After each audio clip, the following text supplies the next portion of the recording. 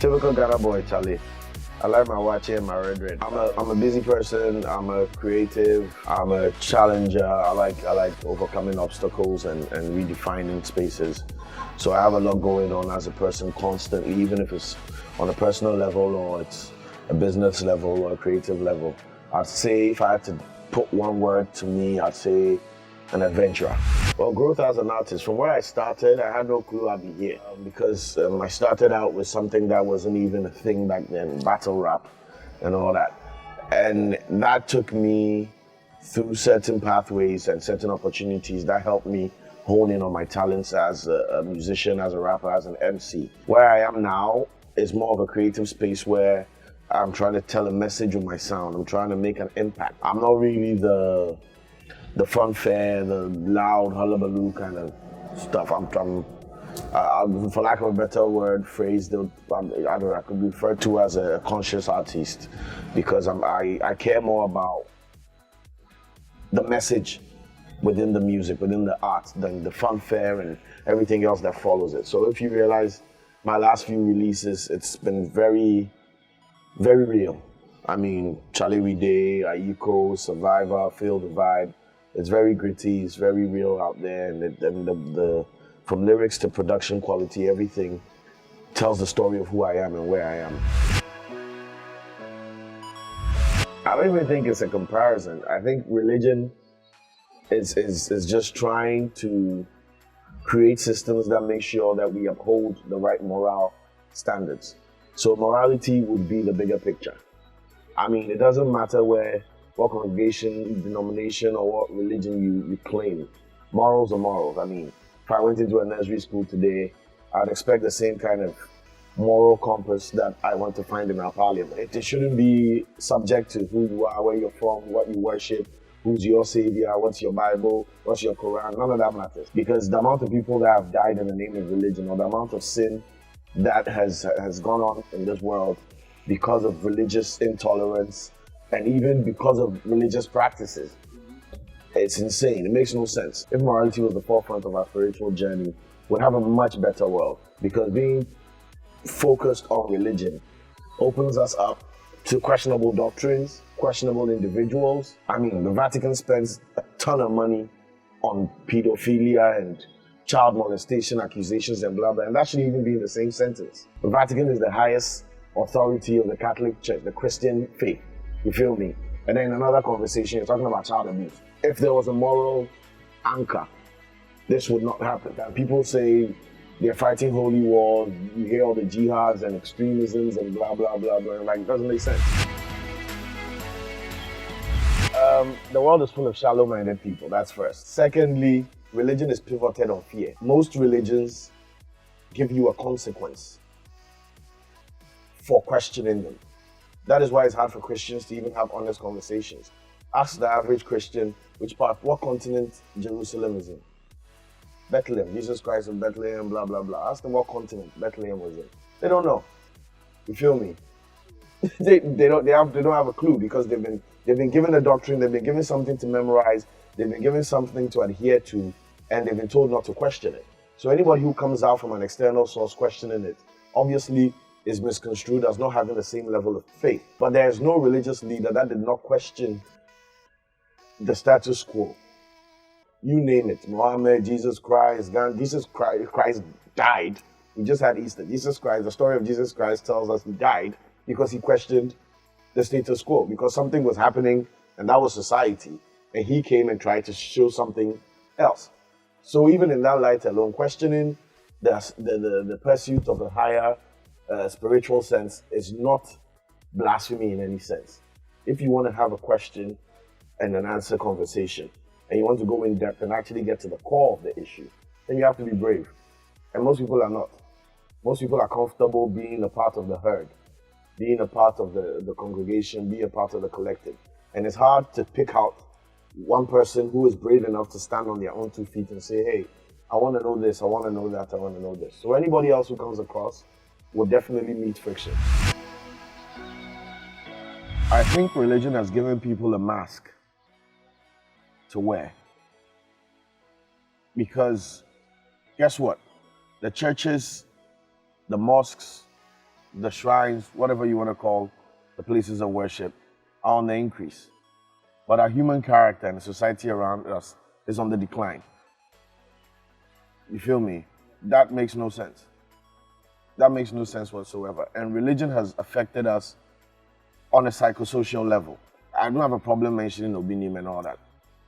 I've seen videos of Obinim trampling on people, some guys peeing us out in the church, asking church members about sexual orientation and things. Charlie, some of this is absurd. And it all comes in the name of religion. And the question is, how do you separate somebody or people who are on that sphere of the religion against the people who are on the sphere of religion that are actually making meaningful and appreciable mileage? You can't, because everybody's afraid to talk about religion, period. So we might see somebody set up a church today and be full of crap, right? And we all know that this church and what they are doing and blah, blah, blah is crap. But the moment is labeled a place of worship, place of God. That's it. Cognitive dissonance sets in. So the ability for you to question it is taken away from you. And that is Africa's biggest problem. We've lost the power of will, the power of I. I can do this through God who strengthens me. That's how it flows. Not I'm going to be in my position, God will do it for me. It's a big critical thinking that we have shifted to and not even realized. People are in situations chasing things that they could just go out there and grind for. But religion has offered them what seems to be a magic wand. Pray hard enough, give your tithe hard enough, blah, blah, blah, blah, blah, and you go be. All those things are ways in which in the long term affect our thinking, which will affect our behavior and society at large. A ton of people in Ghana, Accra are religious. But how many people will wake up at 3 a.m., work on their personal development, go out throughout the day, grind, do their job, put in extra hours, all the extra physical and mental effort we put into worshiping? If we translated any of that into some more tangible, direct problems. Accra is in a sanitation mess. People are taking dumps behind people's walls. But people go shut up, pass all them problems, go church. If I can't fix the next man on an intellectual level, on a rational level, that don't do this, don't do that. Forget where you worship, who you are, what you believe in. This is not that time. We have a critical problem. This is on fire. Let's put the fire out, then you can go worship where you want to worship and leave everybody alone. But if we're going to ignore the fire and say, well, let's just go pray, God will put out the fire. That's the situation we're in now with religion, with the whole continent. Rwanda just closed down a ton of churches, 700 or 800 churches. Bro, do you know how many churches 800 churches is? If each church had 1,000 congregants, 800 churches, that's 800,000 people. Not 800,000 lost people, though. 800,000 people who are trying to find the way. But obviously through 800 different paths. If they were having weekly development meetings for these 800,000 people, Rwanda would have been better. So religion has taken the power of will away from us. And it's taking a sense of identity away from us. It's taking a sense of heritage away from us. People don't want to go to their hometowns, but that's where you're from. Your great-grandfather, your great-great-grandfather, that's where you're from. That's where your lineage is from. It's not a question. You were born in Accra, you were born in Kumasi, so what? So being born in Accra and born in Kumasi is no different from being born in Switzerland or in New York. That's not where you're from. You're from someplace. The only thing that's blocking you from finding your heritage is your social upbringing and your religious upbringing. If you had a touch with who you were, you would know where you need to be in this world. But religion doesn't afford you that. Religion makes us all a world citizens by one faith, by one doctrine. And that doctrine is not always perfect. So we've lost the individuality. How many Christians, Muslims, Sikhs, Buddhists go I? It's lost. We're always looking for this magical thing to happen. And if you look around the world, we who are the most religious are always the most powerless. Not talking about mystical power or what divine power you think is in your life. That's you and your God issue. But look at world economies, look at world currencies, look at world resources, look at crime rates, look at infant mortality, look at diseases. We who are singing and praying to God the most, all the time, every time, in every way we can, are going through the hardest ish on the planet. If that's not an irony, then I don't know. That's like being at heaven's doorstep and starving. We are there. Saturday now, if we roam Accra right now, You go find churches, they pop Saturday. They were popping yesterday, Friday, all night. They were popping Thursday, women's service. They were popping Wednesday, men's business fellowship. It goes throughout the whole week, where people are exerting energy, exerting mental commitment, exerting resources to chase this thing that they've been told is going to make it all right. To the point where they've not realized that they can make it all right for themselves. Religion gives you a power for you to perceive, but it doesn't empower you. It gives you something. Read your Bible, say a prayer, pay your tithe, do something to get something. It's never just you and God. You do that, you don't believe in God.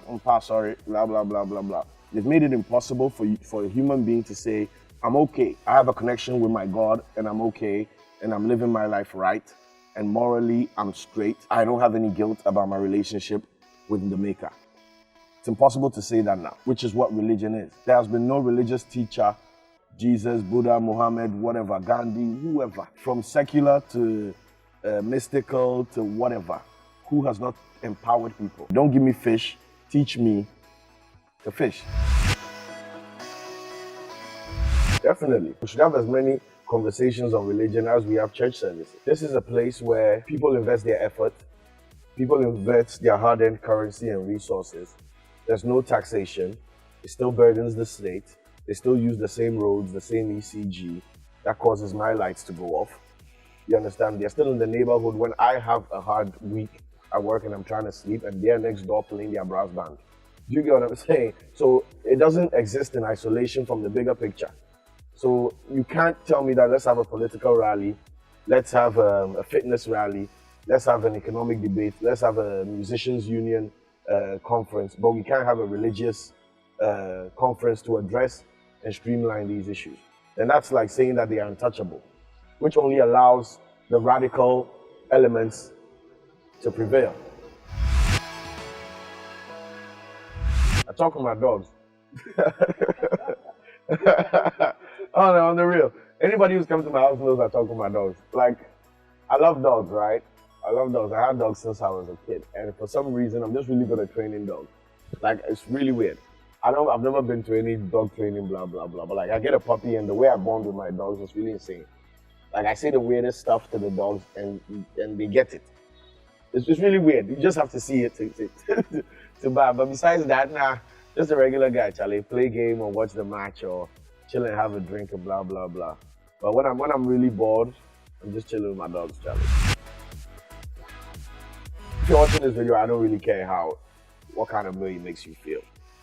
What I'd ask you is to do yourself a favor and take 5 minutes out of whatever day you're having and just question everything that you've been told based on the convenience of circumstance. That you were born into a Christian home, that you were born into a Muslim home, that you just ended up in science class, that you just ended up with a bank teller job. Don't settle for the circumstances that you find yourself in. You need to ask yourself who you are, what you want, what you need from this life, and use the circumstance you are as a pivot, as a takeoff pad towards it. We have so many people, I refer to them as zombies, so many people who are somewhere, who think they're happy, who think they are okay, but don't realize that they are only there by circumstance. They are only there by some unique opportunity that afforded them a solution one time in their life, so they become prisoners to that solution. Break out of your comfort zone, break out of whatever it is that you've come to normalize your life as. Do some introspection.